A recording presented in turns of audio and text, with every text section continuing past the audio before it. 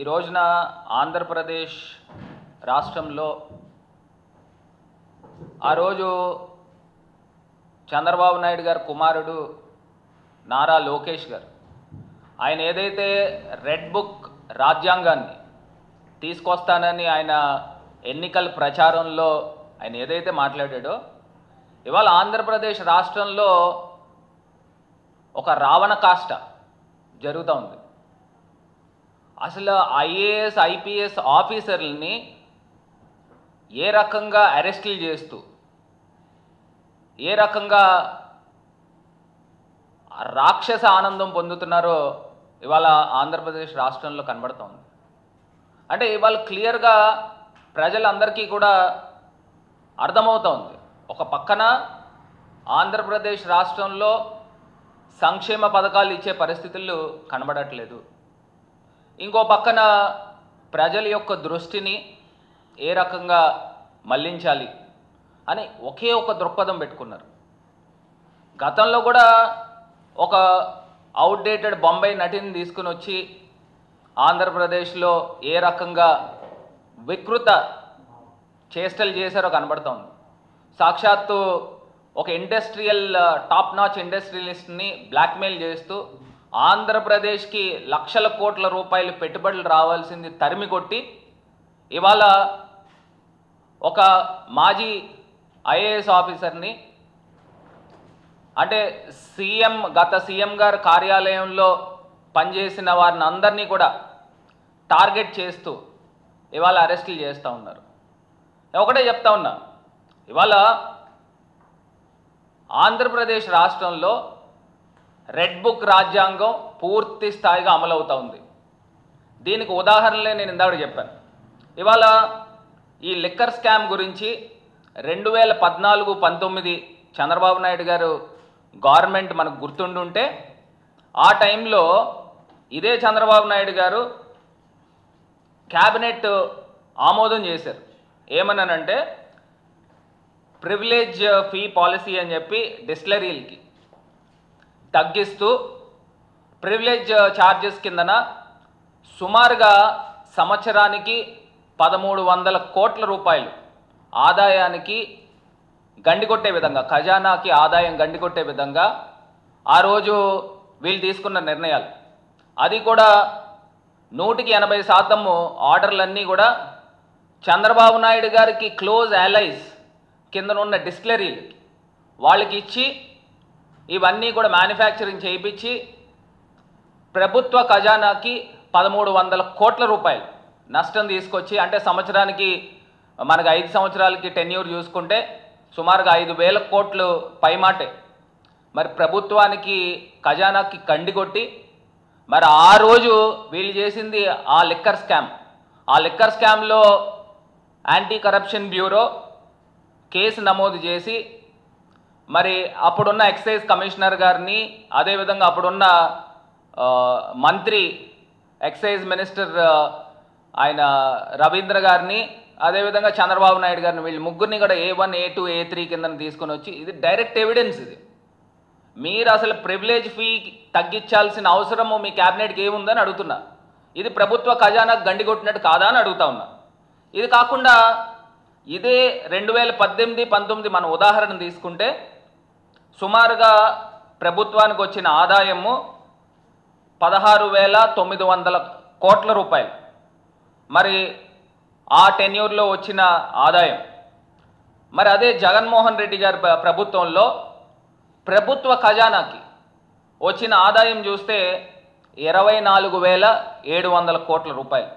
నేను అడుగుతా ఉన్నా, ఇప్పుడు ఒకవేళ నిజంగానే గనక మీరు చెప్పిందే నిజమై లిక్కర్ స్కామ్ జరిగి ఉంటే అసలు ప్రభుత్వానికి ఆదాయం ఎందుకు పెరుగుతుందండి?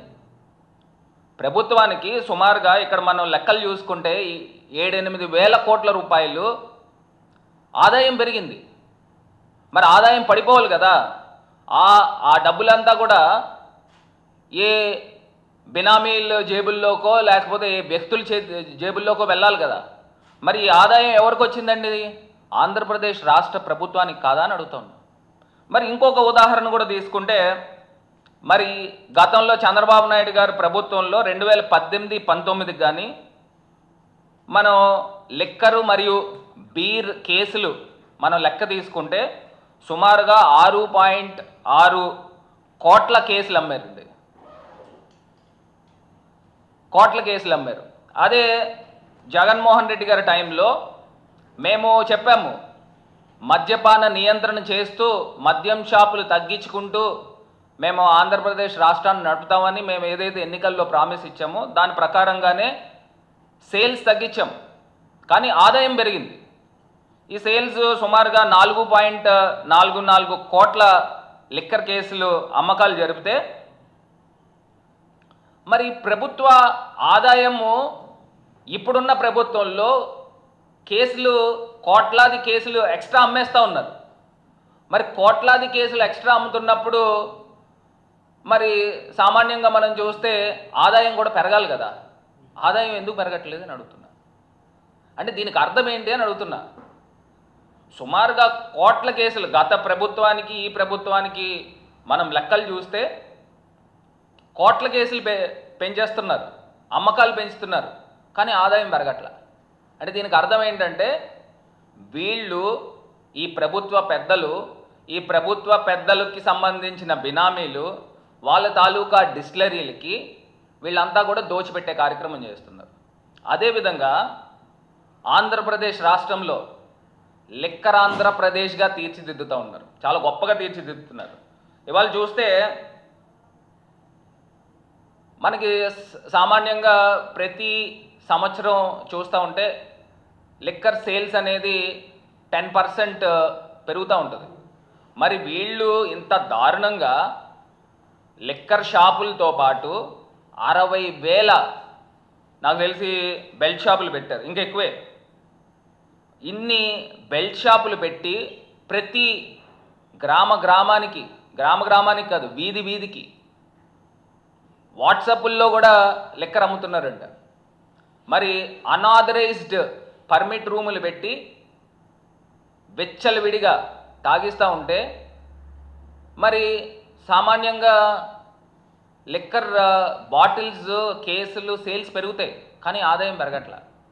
దీన్ని బట్టి మనకు క్లియర్గా అర్థమయ్యేది ఏంటంటే వీళ్ళు ఆంధ్రప్రదేశ్ రాష్ట్రంలో లిక్కర్ మాఫియాని నడుపుతూ ఉన్నారు.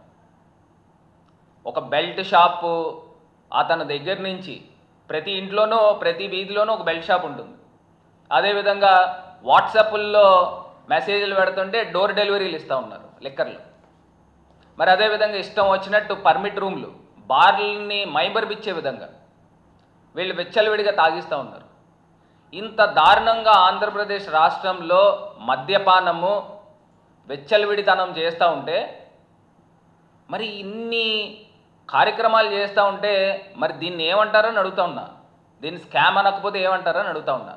ఇవన్నీ కూడా డైవర్ట్ చేసే విధంగా మరి ఇవాళ ఒక కొత్త నాటకానికి తెరతీస్తూ ఇవాళ ఆంధ్రప్రదేశ్ రాష్ట్రంలో గవర్నమెంట్ టాప్ అఫీషియల్స్ని, అందులోనూ వాళ్ళు సూపర్ యాన్యువేషన్ అయ్యి రిటైర్ అయిపోయినా కూడా ధనుంజయ రెడ్డి గారిని, అదేవిధంగా కృష్ణమోహన్ రెడ్డి గారిని, గత ముఖ్యమంత్రి జగన్మోహన్ రెడ్డి గారికి ఎవరైతే ఆఫీసర్స్ ఉంటారో ఆయన దగ్గర ఉన్న ఆఫీసర్స్ని వాళ్ళని టార్గెట్ చేస్తూ ఉన్నారు. అంటే దీన్ని బట్టి క్లియర్గా అర్థమవుతోంది ఏదో రకంగా చీఫ్ మినిస్టర్ ఆఫీస్ని సంబంధాలు పెట్టి ఏదో రకంగా రాక్షస ఆనందం పొందాలని ఇది క్లియర్గా అర్థమవుతుంది.